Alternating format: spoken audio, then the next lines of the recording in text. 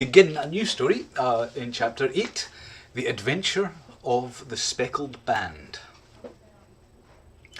On glancing over my notes of the 70-odd cases in which I have during the last 8 years studied the methods of my friend Sherlock Holmes, I find many tragic, some comic, a large number merely strange, but none commonplace.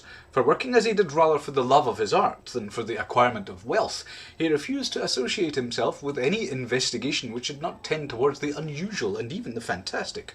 Of all these varied cases, however, I cannot recall any which presented more singular features than that which was associated with the well-known Surrey family of the Roylotts of Stoke Moran. The events in question occurred in the early days of my association with Holmes, when we were sharing rooms as bachelors in Baker Street. It is possible that I might have placed them upon record before, but a promise of secrecy was made at the time, from which I have only been freed during the last month by the untimely death of the lady to whom the pledge was given. It is perhaps as well that the facts should now come to light, for I have reasons to know that there are widespread rumours as to the death of Dr. Grimesby Roylott, which tend to make the matter even more terrible than the truth.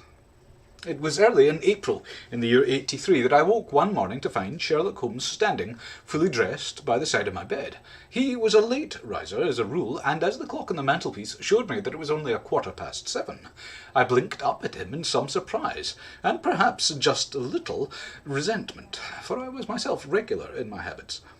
"Very sorry to knock you up, Watson," said he, "but it's the common lot this morning. Mrs. Hudson has been knocked up. She retorted upon me, and I upon you." "What is it, then? A fire?" "No, a client. It seems that a young lady has arrived in a considerable state of excitement, who insists upon seeing me. She is waiting now in the sitting-room. Now, when young ladies wander about the metropolis at this hour of the morning, and knock sleepy people up out of their beds, I presume that it is something very pressing which they have to communicate. Should it prove to be an interesting case, you would, I am sure, wish to follow it from the outset. I thought, at any rate, that I should call you and give you the chance. My dear fellow, I would not miss it for anything."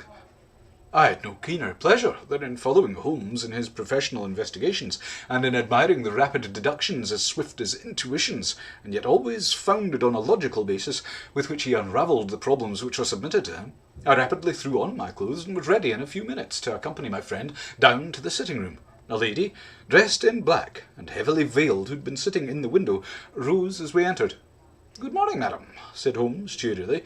"My name is Sherlock Holmes, and this is my intimate friend and associate, Dr. Watson, before whom you can speak as freely as before myself.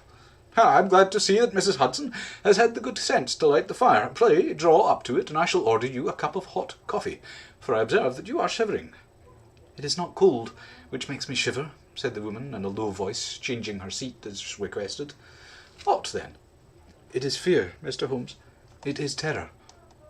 She raised her veil as she spoke, and we could see that she was indeed in a pitiable state of agitation, her face all drawn and grey, with restless, frightened eyes like those of some hunted animal. Her features and figure were those of a woman of 30, but her hair was shot with premature grey, and her expression was weary and haggard. Sherlock Holmes ran her over with one of his quick, all-comprehensive glances.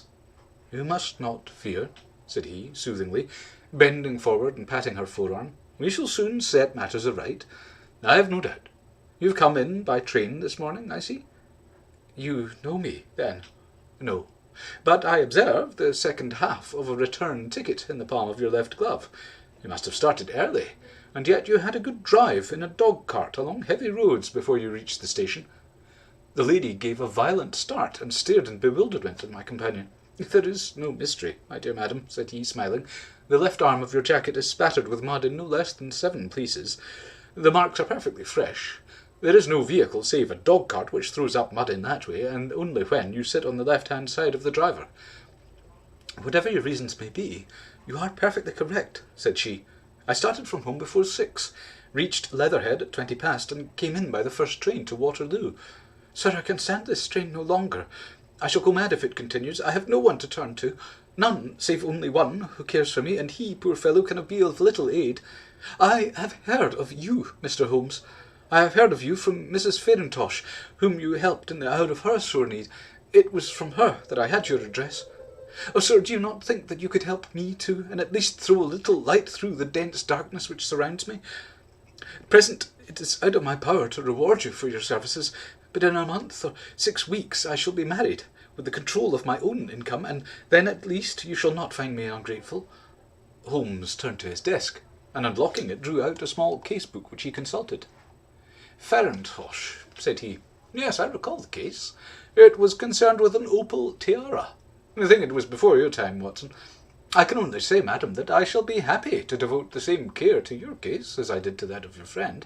As to reward, my profession is its own reward, but you are at liberty to defray whatever expenses I may be put to at the time which suits you best. And now I beg that you will lay before us everything which may help in forming an opinion upon the matter." "Alas," replied our visitor, "the very horror of my situation lies in the fact that my fears are so vague, and my suspicions depend so entirely upon small points, which might seem trivial to another, that even he, to whom of all others I have a right to look for help and advice, looks upon all that I tell him about it as the fancies of a nervous woman. He does not say so, but I can read it from his soothing answers and averted eyes. But I have heard, Mr. Holmes, that you can see deeply into the manifold wickedness of the human heart. You may advise me how to walk amid the dangers which encompass me." "I am all attention, madam."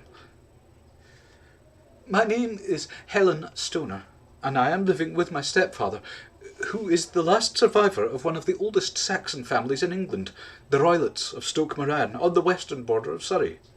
Holmes nodded his head. "The name is familiar to me," said he. "The family was at one time among the richest in England, and the estates extended over the borders into Berkshire in the north and Hampshire in the west. In the last century, however, 4 successive heirs were of a dissolute and wasteful disposition, and the family ruin was eventually completed by a gambler in the days of the Regency. Nothing was left save a few acres of ground in the 200-year-old house, which is itself crushed under a heavy mortgage.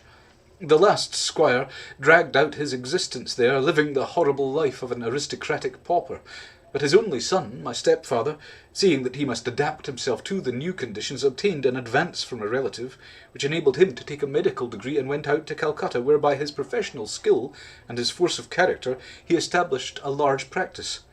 In a fit of anger, however, caused by some robberies which had been perpetrated in the house, he beat his butler to death, and only narrowly escaped a capital sentence. As it was, he suffered a long term of imprisonment, and afterwards returned to England a morose and disappointed man. When Dr. Roylott was in India, he married my mother, Mrs. Stoner, the young widow of Major General Stoner of the Bengal Artillery.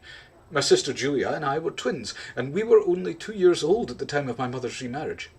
He had a considerable sum of money, not less than £1,000 a year, and this she bequeathed to Dr. Roylott entirely, while we resided with him, with a provision that a certain annual sum should be allowed to each of us in the event of our marriage. Shortly after our return to England, my mother died. She was killed 8 years ago in a railway accident near Crewe. Dr. Roylott then abandoned his attempts to establish himself in practice in London, and took us to live with him in the old ancestral house at Stoke Moran. The money which my mother had left was enough for all our wants, and there seemed to be no obstacle to our happiness. But a terrible change came over our stepfather about this time. Instead of making friends and exchanging visits with our neighbours, who had first been overjoyed to see a Roylott of Stoke Moran back in the old family seat, he shut himself up in his house, and seldom came out save to indulge in ferocious quarrels with whomever might cross his path.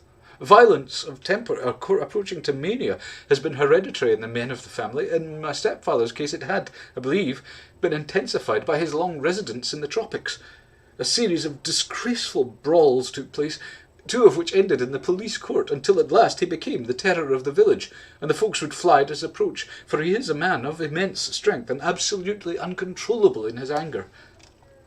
Last week he hurled the local blacksmith over a parapet into a stream, and it was only by paying over all the money which I could gather together that I was able to avert another public exposure.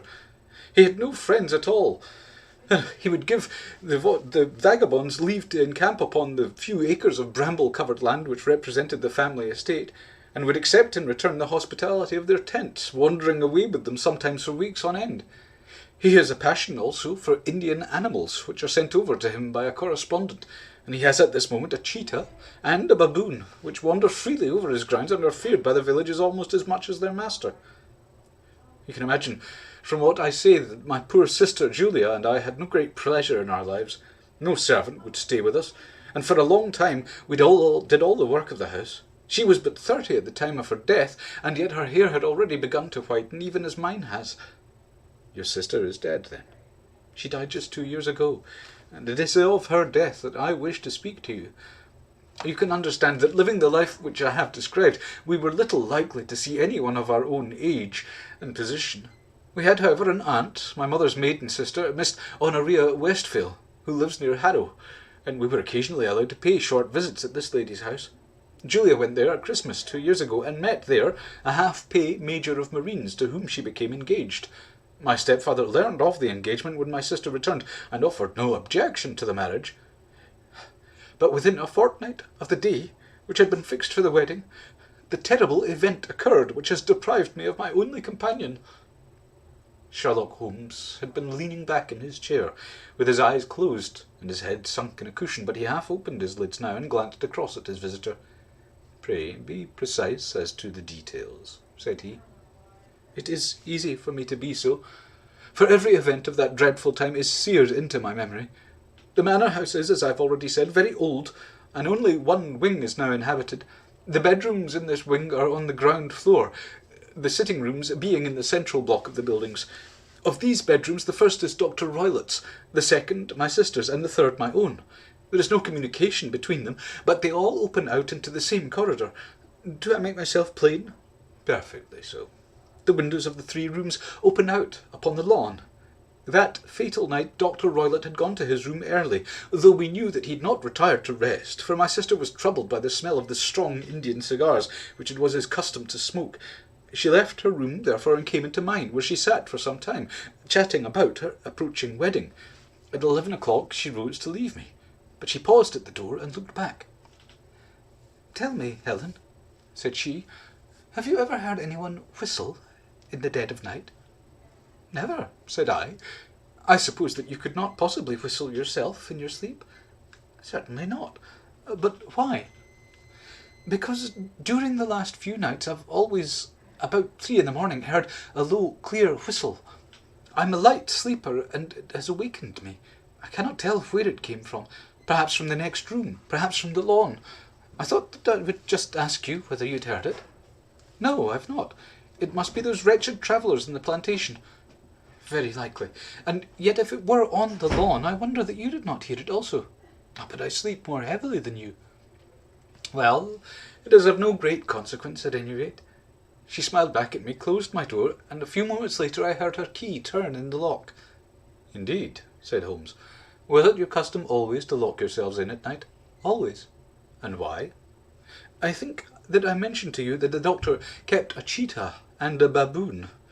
We had no feeling of security unless our doors were locked." "Quite so. Pray proceed with your statement." "I could not sleep that night. A vague feeling of impending misfortune impressed me. My sister and I, you will recollect, were twins, and you know how subtle are the links which bind 2 souls which are so closely allied.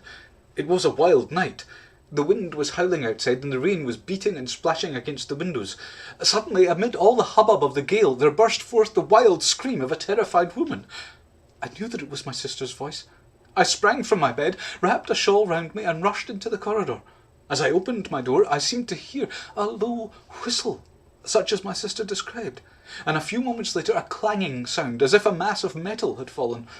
As I ran down the passage, my sister's door was unlocked and revolved slowly upon its hinges. I stared at it, horror-stricken, not knowing what was about to issue from it. By the light of the corridor lamp, I saw my sister appear at the opening, her face blanched with terror, her hands groping for help, her whole figure swaying to and fro like that of a drunkard. I ran to her and threw my arms round her, but at that moment her knees seemed to give way and she fell to the ground. She writhed as one who is in terrible pain, and her lips were dreadfully convulsed. At first I thought that she had not recognised me, but as I bent over her she suddenly shrieked out in a voice which I shall never forget, "Oh my God, Helen! It was the band! The Speckled band!" There was something else which she would fain have said, and she stabbed with her fingers into the air in the direction of the doctor's room, but a fresh convulsion seized her and choked her words. I rushed out, calling loudly for my stepfather, and I met him hastening from his room in his dressing gown.